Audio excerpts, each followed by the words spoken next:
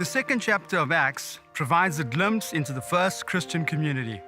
It's a community which was composed of a growing number of believers who experienced unity through the power of the Holy Spirit. This doesn't mean that there were never any arguments or disagreements.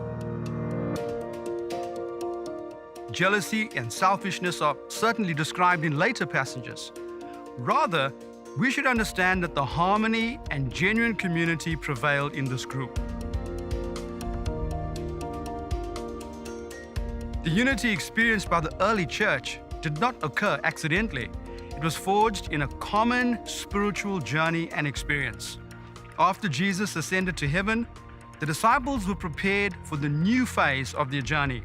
Together, they waited for the promised Holy Spirit. Together, they prayed and cried out to God for the fulfillment of His promise.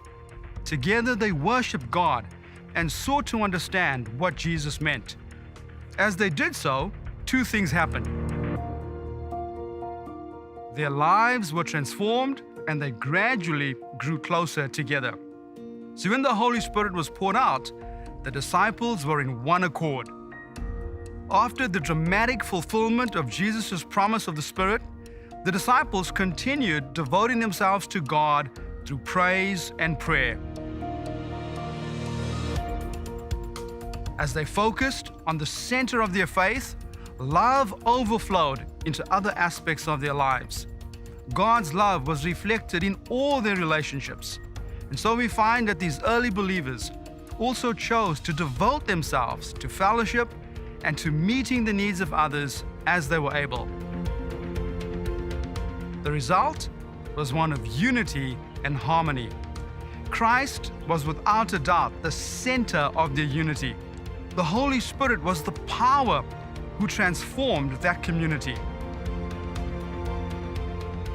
However, the unity which Luke records in the book of Acts still required a personal and intentional commitment by each believer to both God and their community.